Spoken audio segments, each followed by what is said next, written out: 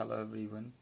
So in this video I'm going to talk about some handy tips and very important vocabs and question tags for UPSC EPFO exam scheduled on 5th September 2021. This video is going to prove really fruitful to most of you because I have actually filtered this book and I have come up with some very important vocabs which I feel might help you.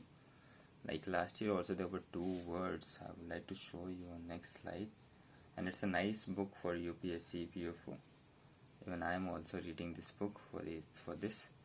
So let me just show you a few words. So last year there were words like, if you can see here, the word creche and the word amity. These were asked as I think antonyms, yes, and the meanings was asked. Okay, so these words are there in this book, and I have mentioned some other words too which can be helpful for you, like I'm showing you on the next slide. So these are some words like subsume is the very important one because I have often found it, like when you read about courts, and also this word is often that all the laws have been subsumed or have been merged together or have been included in courts. Then secession is like it's the part of the term strike, so stop or pause in something. And then we have archaic, which means very old fashioned. So again, it's related to laws, like old labor laws were very archaic. That's why we have come up with this idea of code to simplify it. Then stipend means an amount of money that is paid regularly to somebody as wages. And then we have retrenchment. It means a situation in which a government spends less or reduces something. So it's also a very common word. And then we have these words moratorium, which I found in this book often. It means a temporary stopping of an activity. And then we have the word menace, which means a danger or a threat. So like child labor is a menace or threat to our country, so we need to combat it, to fight it together. Then we have NVCs. I found this word almost on all the chapters of industrial relations. That is, it means to imagine. Okay, and then we have hostile. It means having very strong feelings against somebody or someone. It was, I think, there in industrial disputes and something in one of the chapters. Then we have cater, to provide for somebody or someone wants or needs. So, and then we have the word mitigate. It means to make something less serious or painful.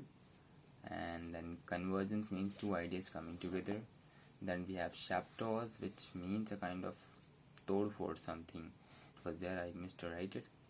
Then we have ameliorate. It means to make something better. So courts are going to ameliorate the laws in our country.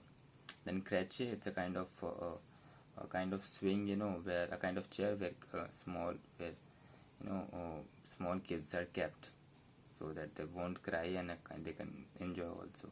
Creches facilities we have. We need to, well, actually industries, where factories where we have around maybe 50 workers, 50 female workers, so they need to have arrangement for creches and all, and they should be allowed to visit creche 4 times including their break. So it was there. Last year it was asked. Then we have perpetrator, a person who carries harmful act. Then we have dissuade, to persuade somebody not to do something. So it's opposite of persuade actually. Then we have futile, which means useless. And then we have coercion, to force somebody to do something which he or she is not willing to do. Defray, provide money to pay, like it was used that money provided to workers to defray special expenses is not part of wages, I feel. Then we have retaliate, to hurt someone or do something harmful to someone because they have done or said something harmful to you. So these were the words. And then now let me tell you something about question tags also.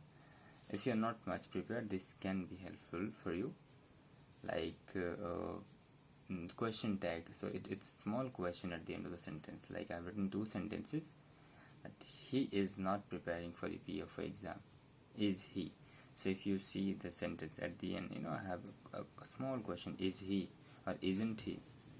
And the next sentence, he is preparing for EPFO. isn't he? So the tips are that if the sentence is positive, then the tag should be negative, that last question, and vice versa. And if the sentence is negative, then it should be positive, like you can see in first two examples. Just remember this. I think you will be able to answer these questions. And a few more tips, that at the end of question tags we always use contracted form and a proper pronoun. In contracted forms, I mean like when the sentence is like saying like this, I am not preparing for EPFO exam, aren't I? So it should be like in place of am not, don't use am not I, it should be aren't I, because for am not there is no contracted form. So please be careful about it. Then we have has not. He has not finished his work, hasn't he? Or he has finished his work, hasn't he? I'm sorry. He has finished his work, hasn't he? He has not finished his work, has he? Like this. And then for sentences like somebody, nobody, I mean sentences where these are the subjects, we use they, like everybody can do this, can't they? Or everybody cannot do this, can they? Something like this. So these are a few tips which will definitely help you.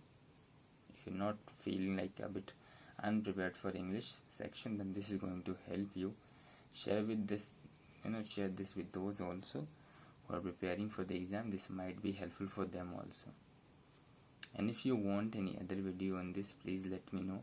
Although we are left only with 2 or 3 days, okay, I was actually thinking to share this, but I think a lot. I think that's why I got late, otherwise I would have shared this earlier. But still, I think it's only of 7 to 8 minutes. You can watch it and revise it over and again. Even on the day of exam, this can prove helpful to you.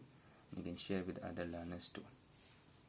I might make a few more videos if time allows. So that's all, and thank you. Hope it will help you. Please share with others too to help them. And as I mentioned, that I have actually filtered this book. I myself have read this book for this exam, so and that's why I have come up with those words. I had actually made a list of words, so it's going to be helpful for you for English. And for other topics, oh yes, I forgot to tell you that I have actually also mentioned, I'll be mentioning a link to the video for this last point of question tags. That can be helpful for you. Okay, please watch that if you have time. Otherwise, this is enough. Thank you for watching.